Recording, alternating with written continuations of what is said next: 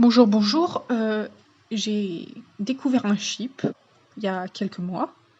C'est le Edric, c'est-à-dire Harry et Cédric ensemble. Donc, j'ai vu et lu une fanfiction qui était assez bien sur le Edric, qui s'appelle Last Night par Yaya C'est moi.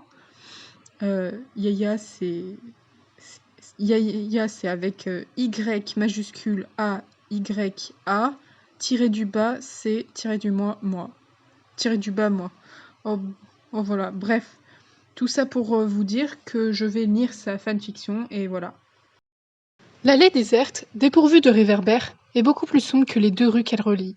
Le bruit de nos pas est étouffé par le mur d'un garage d'un côté et une haute clôture de l'autre. « Tu ne fais pas le fier la nuit !» lance Dudley d'un ton railleur. « Mais la nuit, on y est déjà, Dudley Nouchet. C'est comme ça que ça s'appelle quand il fait tout noir. » Un muscle frémit sur la mâchoire de Dudley. J'éprouve une intense satisfaction à provoquer en lui une telle fureur, comme si je transférais mon propre sentiment de frustration directement à mon cousin, le seul exutoire dont je dispose. « Je veux dire, quand tu es dans ton lit !» répliqua Dudley. Il a cessé de marcher. Je m'arrête à mon tour et observe mon cousin. Même si je ne peux y voir grand-chose dans cette obscurité, il me semble que le visage épais de Dudley prit une expression étrangement triomphante. « Qu'est-ce que tu racontes ? Je ne fais pas le fier quand je suis dans mon lit ?» m'étonnai-je déconcerté. « De quoi j'ai peur, d'après toi ? Des oreillers ?»« Je t'ai entendu la nuit dernière, » me répondit-il, la voix haletante. « Tu parlais dans ton sommeil et tu pleurnichais. » Je sens mon estomac se nouer.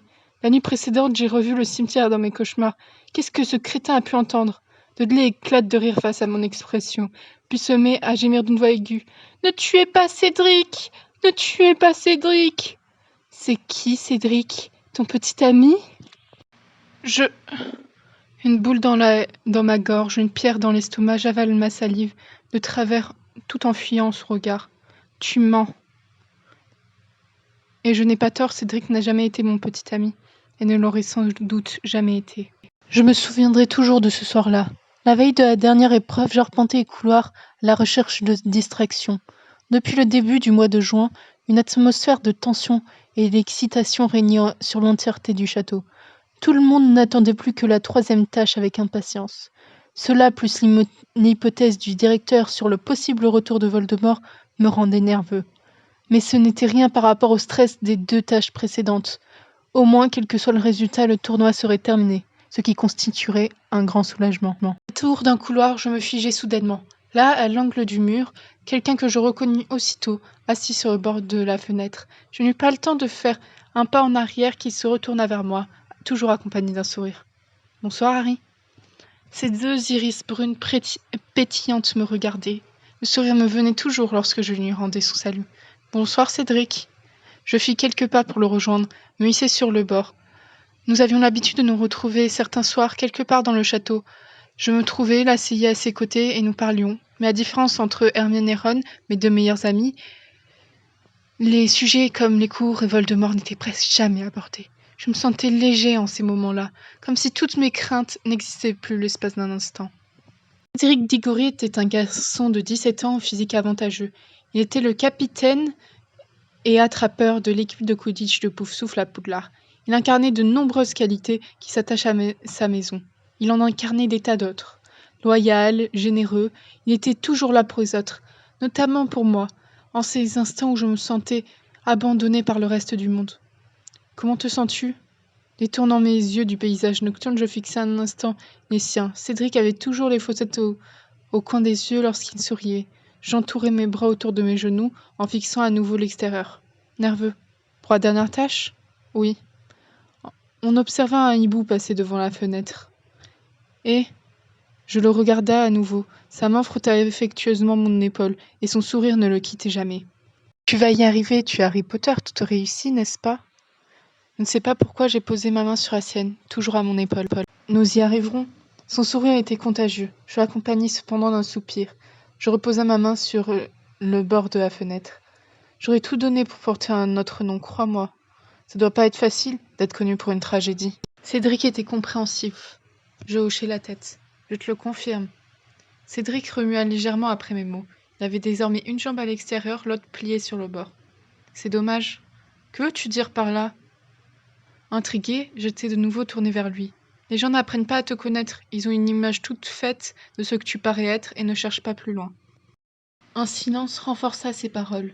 Je frissonna au passage d'une brise légère, les branches des arbres dansaient au rythme du vent, et cet instant me parut comme unique au monde. Il n'a pourtant à l'extérieur rien d'extraordinaire. Cependant, lorsque Cédric me parlait, j'avais l'impression d'être le garçon le plus chanceux du monde. Je le ressens toujours. Un sourire sincère a étiré mes lèvres pour la énième fois cette soirée-là. C'est exactement ça, Cédric. Un nouveau silence. On entendait des grognements bizarres vers les bois. Et toi? Tu penses comme eux? Que tout me réussit? Cédric sembla timide, l'espace d'une seconde. Non. Je regarda, intéressé. Il arborait un sourire en coin qui me faisait rougir.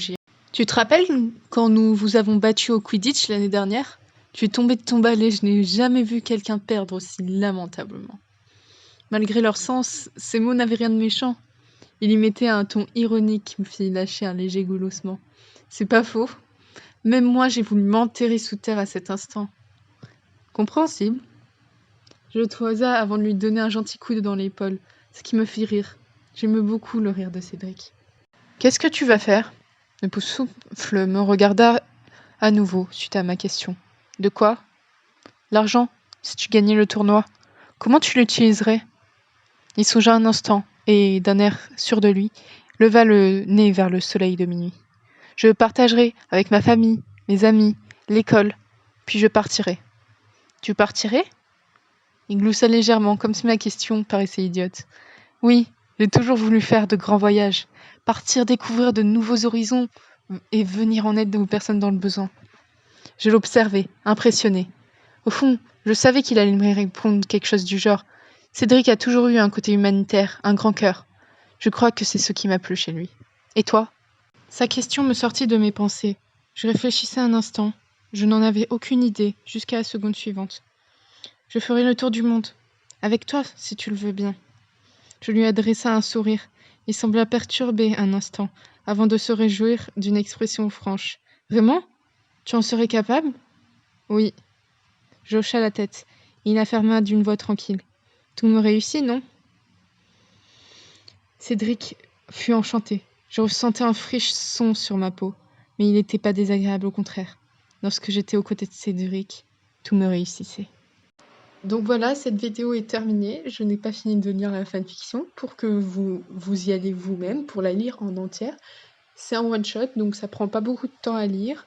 Ça prend 30 minutes top chrono. Et donc voilà. Là, j'ai essayé de vous faire quelque chose d'assez bien. Mais mes compétences sont limitées. Je vais essayer de vous mettre dans la description du coup le lien pour aller lire la fanfiction. Et voilà, c'est pour créditer l'auteur parce qu'elle le mérite largement. Et je vous conseille de vous abonner à cette chaîne parce qu'en vrai ça m'encourage énormément. Et comme vous le savez, j'ai pas beaucoup d'abonnés. Je vais vous montrer une petite image de lapin pour vous encourager. Bye bye!